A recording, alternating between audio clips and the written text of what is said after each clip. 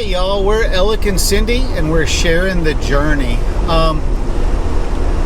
For y'all who don't know our story, we sold everything May of 2019, ran away from our lives, so to speak, hit the road, moved into a 32-foot motorhome, and we've been work camping our way across America ever since. Today we're headed for a road trip down to Kerrville, and we're sitting in the car and thought we would talk to you about a subject that I get asked about a lot. So why living full-time in an RV? What's the advantage to doing that instead of being in a traditional sticks and bricks? And then add on top of that, what does working, like we work camp, we do mostly campgrounds. So we go place to place across the country, anywhere from 3 to 6 months. So living full-time, and I like to apologize for all the road noise. For any of y'all who've ever owned a Jeep, they are not airtight. And I got the cruise control set on 62 and we're just screaming down the back roads.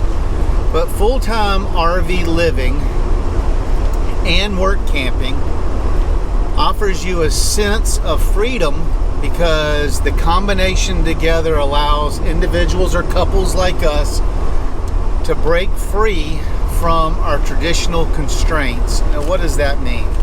Well, before, when we lived in our sticks and bricks, we had huge overhead. We had a huge, not a huge farm, but we had an 18-acre pond. We had 5 acres fenced around the house. We had a 5-bedroom, 2,500 square foot house to take care of. Now we're living smaller. I've broken free from that huge mortgage, and you can choose to live as simple or as extravagant as you want. You could have we met a lady in Montana who lived in a little 19-foot travel trailer with no slides. She was a single, she lived by herself, and she was able to pay cash for her unit, so she didn't have expenses like we have. We did go with a motorhome that we felt like it was, since it was going to be our home for the next forever, that we would get what we want. So we got a Tiffin luxury motorhome, so we incurred a payment, but it's not what the payment was in our house, that's for sure. So we're able to break free of those traditional constraints. What other constraints are there? You're limited to where you can find your job. We had a house in a small rural community in South Carolina. I don't know if y'all are familiar with Eastover, but there's a camel.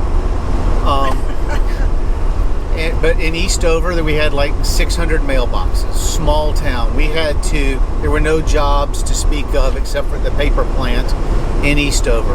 You had to drive to Sumter. You had to drive to Columbia. You had to drive to Florence. So you're giving up a lot of extra time because we were constrained to the area that we lived in. Now, Cindy pretty much tells me where she wants to go, and then I get online and find a job that... That's not quite how it works. Okay, how does it work? We decide, we look in different states that we haven't traveled to before to see what's available. And when we find something that's available in a state we haven't worked at or been to yet, then we explore, the job availability there. I'm sorry if y'all see me flicking my teeth.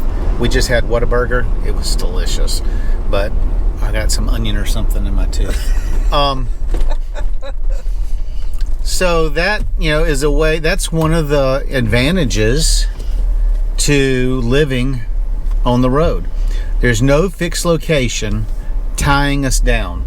we can pretty much go where we want to go.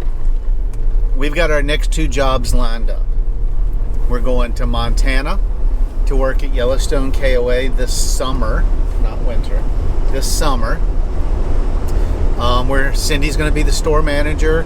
I'm outside lead at the KOA. And then we're going to take 2 months off because we're not constrained. We can save a little bit of money up there. We're going to go back to South Carolina, see 5 of our kids. We're going to see my parents, my sister. And then December 1st, we report to Rockport KOA, where again, Cindy will be managing the store, and I am the maintenance manager of the park. Where we go after that, we don't know, but I've got my next year planned. We'll be in 2 totally different climates. We'll be in the mountains of Montana, and we'll be on the Gulf Coast of Texas. So you can't ask for any better than that. And we can also create flexible work arrangements. So we have some friends that are actually taking this winter off, Tom and Debbie. But what they do is they're on their Social Security, turned 62, got that free money. I know it's not free, but got that free money. And so they do, in the winters, they do the Texas state parks. All you have to do, is my understanding, is work 20 hours a week between the 2 of you. That's 2 days. You work 2 5-hour days. That's 10 for me, 10 for her. They got their time. They've got 5 days off to go explore. They don't get a paycheck, but they get to stay free. They get free water, free electric, free cable, free site, which is huge. So there's all kinds of different types of ways that you can work camp. That's freedom right there. If you're stuck in a sticks and bricks in a community, those things are not available.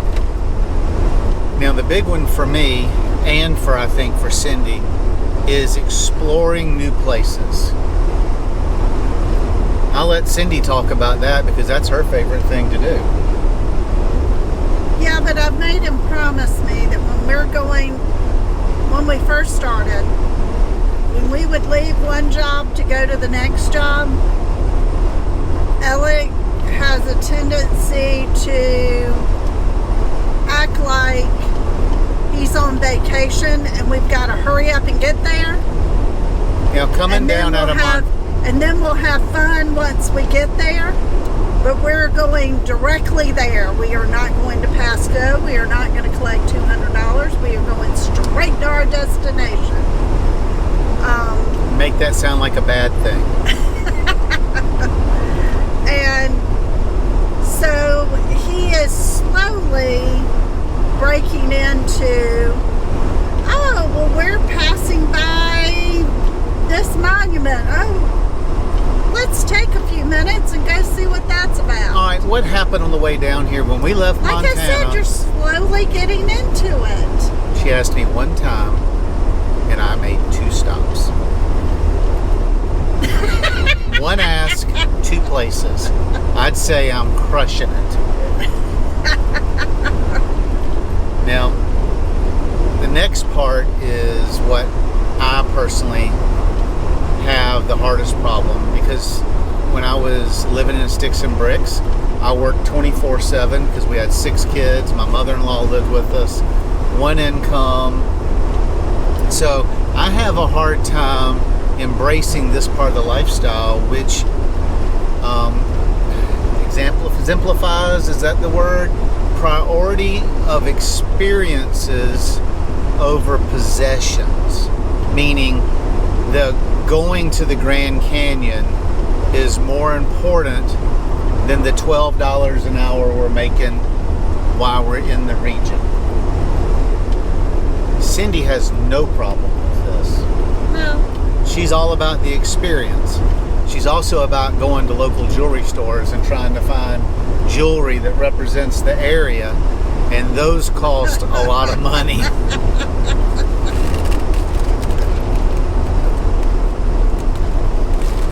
Cindy, what's been the best part to you of the lifestyle change we've made?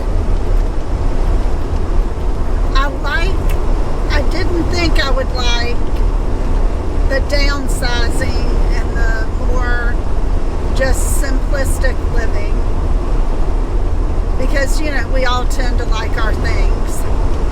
I have been able to, and I don't use them very often, but I have been able to bring my sewing machine with me, and there has been a few times that I've used it. Very few. But it's in there. We have it. I like to knit. Got a big box of yarn in the back of the Jeep. I'm just saying. I like to do crafts, beading. Yes. And we have beads too. Yes, we have lots of beads. Diamond painting. Diamond painting. I have lots of little fake diamonds. But so don't think you can't take your crafts or your hobbies on the road with you, because you can. Except for if you're a ham radio operator. A lot of parks, I've got my ham radio stored in the car. A lot of parks don't, like where we are now, not a tree in sight. I've got nowhere to put up an antenna. And a lot of parks don't like for you to put up an antenna. Right. And some parks won't even let you put up a flag. Yeah. So if you have my hobbies, you can't do it. If you have her hobbies, you could go to the state park and do it. Yeah. I've got to get a mobile ham radio to stick in here with ham sticks instead of a big ham radio. The other thing that I did not know I would like so much is the diverse landscapes we've gotten to enjoy. Is the area around Canyonlands different than the area around Yellowstone or Glacier? Of course it is. So in the last 12 months, you can be in the same state and go through a desertous area. Well, we're in Texas. And then, this isn't desert. No, but the West Texas well, is near New Mexico. Yeah, but we went through that in this state. But it can be desertous, almost rainforest-like, and mountains. Yeah. I didn't think there was anything as beautiful as the rivers flowing through the mountains of Montana until I came down and saw the marshes and stuff on the coast of Texas. They're all beautiful. They're just a different type of beauty. Well, the big thing is you have to slow down and enjoy the beauty of what's around you. And for me, the work camping is what makes the whole thing affordable. Now, we're 3 years away. I'll be 59 in just a few weeks. So we're 3 years away from taking our Social Security at 62. So right now, we're working 4 on, 3 off, or 5 on, 2 off, depending on where we are. When we hit 62, we'll be getting an additional $2,000 a month. We can enjoy to do like Tom and Debbie and just go somewhere, work 2 days for our site, and have 5 days a week to explore an area.